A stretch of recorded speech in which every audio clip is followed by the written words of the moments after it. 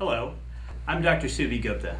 I'm a plastic surgeon at Loma Linda University Medical Center in Southern California, and I'm currently the chairman of our department there.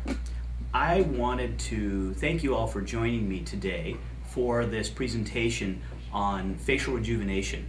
I really want to focus a lot today on what are the modern options for facial rejuvenation. We're going to do this in a couple of parts. In the first part, we're going to go over what happens when we all age, and then part two is going to be our attack mode, when we really look at what are the things we can all do to prevent aging, and then more importantly to reverse it once it's already started. Throughout the talk, I'm going to be referring to this handout, which is a facial worksheet that I've developed to help you come up with your own recipe and your own plan as we move through this virtual facelift consultation.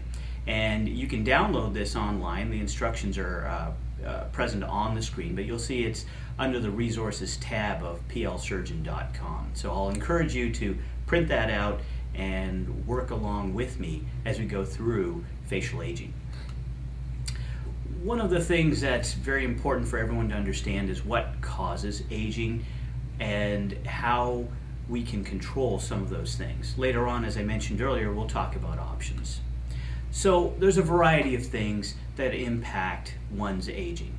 Our nutrition, and the fact that not all of us eat as well as we probably should plays a big role in the manifestations of aging on our skin, and most particularly on our face. And I'm going to encourage you to follow your own doctor's recommendations, but in addition to that, my recommendations are going to be to include a higher protein amount in your diet, and of course avoiding saturated fats and overall fatty foods. Those are obvious things, but avoiding them and avoiding fried food and fast food is going to make a big difference as we all move towards aging. Your cardiovascular fitness is another thing that's going to impact the ratio of collagen to elastin in your bloodstream. And anything that you can do to keep your heart healthy and keep your blood flowing to every part of your body, including your face, is going to improve your skin tone. Stress management's a big one. I'm going to show you an example in a few minutes of the impact of stress on facial aging, and it's more profound than you might want to think. And I think we all face this in today's high-paced world, and our stress factors can be very high and very common. But once again, trying to control them and doing things that may or may not come naturally to you to reduce your stress are going to help you with regards to that. And then we'll talk a little bit about skincare options and maintenance programs, preventative programs, therapeutic programs, as well as sunlight and the ills of sunlight. Here in Southern California, sunlight's a real enemy to us. And yes, we all need it to make our vitamin D, but we all need to protect ourselves from the sunlight. And we'll talk a little bit more about that as we move forward. This is, of course, Wonder Woman, Linda Carter, Miss Universe in the early 1970s, and you can see that she has changed a lot over the years, and she's a very good example of someone who is healthy, who does take good care of herself, but still suffers from the natural ravages of time, and that is manifest by aging. Let's go through a little bit of what we've done in our department to investigate facial aging.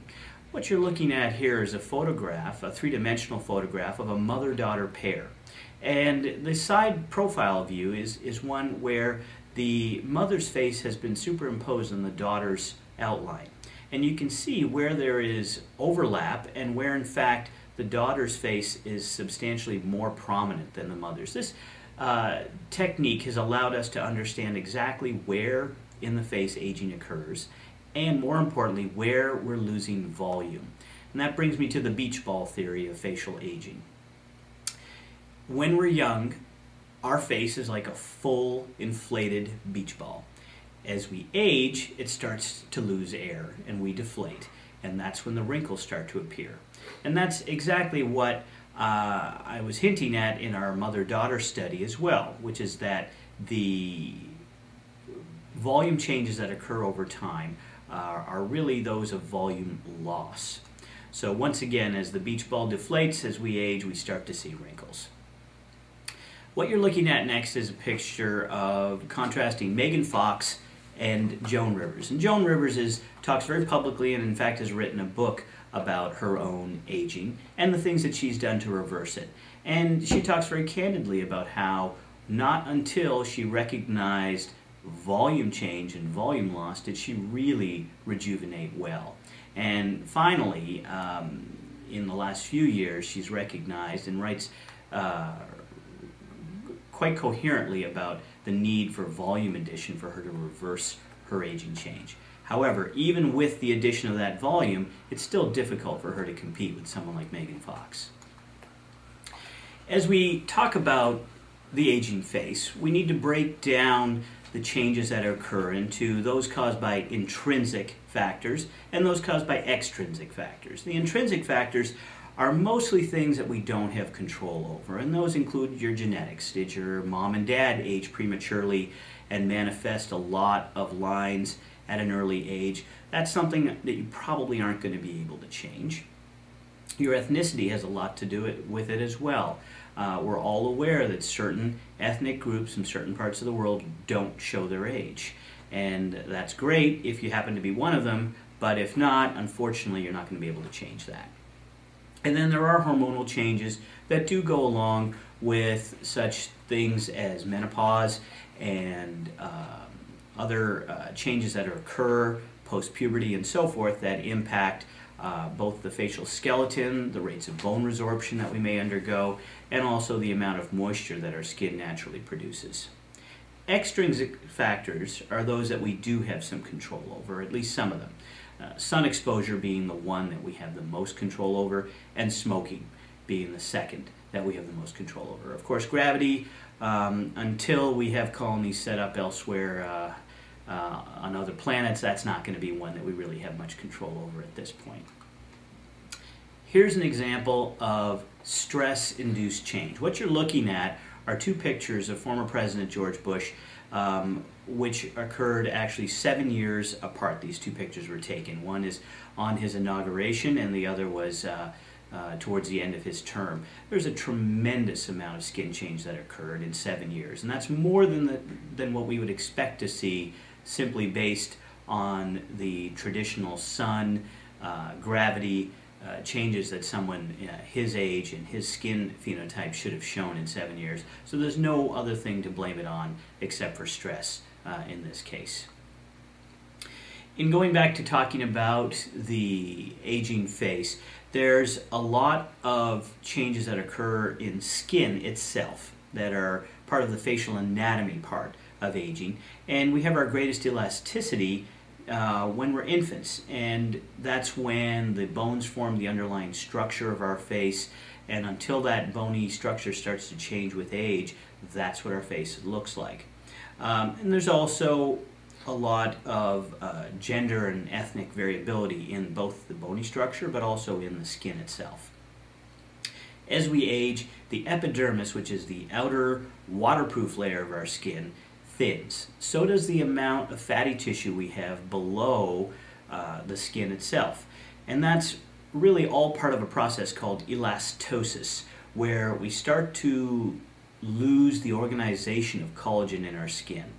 And when we lose that, our skin loses its tension, and then when it's on the place such as the face with a vertical axis to gravity, it starts to drop.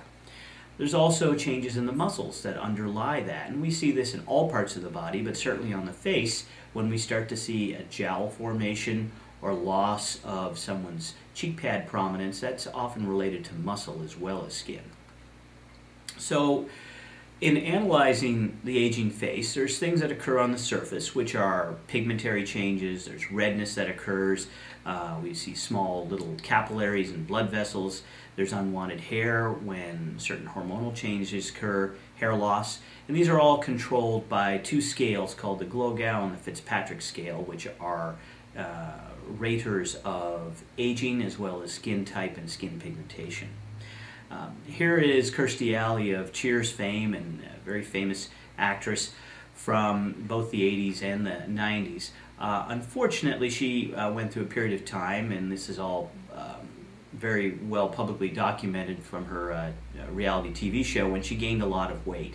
And you can see that in this picture where she is posing next to Carmen Electra, someone to whom she was felt to have a very similar face when both were in their youth, a lot of changes have occurred. And the addition of weight to her face has actually changed the structure of her face. It's changed the areas of prominence and the angularity and the definition of her face as well. This is one of those things, like stress, that is an extrinsic factor that we may have some control over. So once again, I'm going to refer to the facial worksheet, and we're going to start to go through both what happens over time as well as by place on the face with respect to facial aging. And now would be the time for you to make any notes that you might want to make on your worksheet. In the third decade of life, the eyebrows are really the only place of the face where we see significant changes. Other changes may be occurring, but they don't usually show up at that point. In the fourth decade of life, there's a little more laxity of the thinnest skin in our body, and that's the eyelid skin. There's also a little bit of deepening as some of the fat pads of both the forehead and the mid-face start to drop, and we start to see little furrows between your eyebrows. We can also see furrows forming between the nose and the mouth, what we call nasolabial folds. And the brow does start to come down a little bit more. The fifth decade is a decade with a lot of change in it. Forehead lines start to appear and deepen. The furrows between the eyebrows also deepen at that point. This is when people start to see crow's feet or smile lines that occur on the sides of our eyes. And the excess skin over the upper eyelid, which is a combination of the brow coming down as well as that thin skin lengthening, also comes up in the fifth decade of life. In the sixth decade of life, this is when the lines around the mouth and lines in the neck really appear. And that's because they're some of the last places where the gravitational pull of the skin moving downward shows up. And if you think about it, those are in the middle of the face, the center of the neck, and around the mouth are where the skin is going to get to last as it drops from around the eyes and temples and forehead region. The tip of the nose also droops a little bit with age, about 1 millimeter each decade after the age of 40. The corners of the eyes can turn down a little bit in the sixth decade, and the forehead lines will also deepen at this point as well. In the seventh and eighth decade, the changes are even more exaggerated. The skin really thins at this point, and a lot of the subcutaneous fat is lost at this point. The eyes narrow quite a bit, and the corners of the eyes appear to elongate as those wrinkles deepen at that point. In fact, if you look at this diagram, you'll see that almost all of the wrinkles that we see on a person's face as they age occur exactly perpendicular to where the muscles are. And that's because these muscles weaken over time. They become more lax. And you will start to see lines that cross the planes of these muscles. One of the best examples that we've seen a lot of cartoons of, particularly over the earlier part of this past decade, was Alan Greenspan, for whom the cartoonists did an excellent job of really noting some of the changes that occurred in his face with aging. We see a lot of changes in the deepening of the folds around his nose and mouth. We see the forehead lines appearing, and it's interesting that if you ever have a caricature drawn of yourself, the caricature artists are very good at detecting and predicting where you as an individual are going to age. In fact, there's lessons that we as plastic surgeons can take from some of the art world where there are excellent renditions of projections of aging. So that leaves us really with a puzzle. And the face is that puzzle, and as a plastic surgeon, it's my job to put that puzzle back together again in the process of rejuvenating the skin. So once again, with your facial roadmap in front of you and you being able to take notes, it's important to break the face down into thirds. The upper third is from the corners of the eyes up. The middle third of the face is from the corners of the eyes to the corners of the mouth, and the lower third is from the corners of the mouth down into the neck. So once again, in the upper third, as we talked about earlier, the forehead elongates the brow tends to droop, corners of the eyes start to get hooded, and the crow's feet start to develop with aging. The eyelid aging is a combination of skin that thins, fat that then pushes against the thin wall, as well as the eyebrow starting to move down and add to that skin. Here you see an example of a before and after of a young woman who underwent a brow lift. She's in her early 40s, and you can see that she was able to effectively smooth out the forehead lines, but also redirect the height of her brow to where it should be, and thus get rid of a lot of the excess skin in her upper eyelids. In the middle third, the changes that we see relate to the nasal tip that can drop, lengthening of the nose at that point, and as well as changes in the cheek where loss of the muscular tone underneath the skin and drop of the fat pad, what we call the malar fat pad or the cheek fat pad, really start to deepen the nasolabial fold. There's also changes that occur in the skin that overlies all of these things as well. In the example that you see here, this woman had an early jowl formation as well as a deepening of her fold that we then tightened with a surgical operation. As we move on to the lower third, this is where we see the chin drop in people. We see that the point of the chin actually starts to resorb, and that's a bony phenomenon that does occur starting about in the 5th decade of life. There's a lot of thinning of fat that occurs in the lower third of the face, and this produces elongation of the skin and jowl formation. The platysmal bands are the two lines that you'll often see in people's necks. Those tend to start to show up in the mid-40s, but usually don't really become very obvious until about the age of 60, at which time those bands are well formed. So in looking at the upper face, we have the anatomic regions of the forehead where we have to look at brow position. We look at the upper eyelids and the lower eyelids, as well as the groove between the lower eyelid skin and the cheek. In the mid-face, we see the prominence or lack of prominence of the cheek and the depth of the nasolabial folds. There's also that issue of the nasal tip dropping at this point. And then the lower face, we look at lines that form from the lip down to the chin, as well as thinning of the lip that occurs, and the jowl itself. So, to summarize what causes wrinkles, there's of course the intrinsic genetic factors and the slowness of skin repair that occurs as we age, but then there are those extrinsic factors such as sunlight and smoking that we have choices over.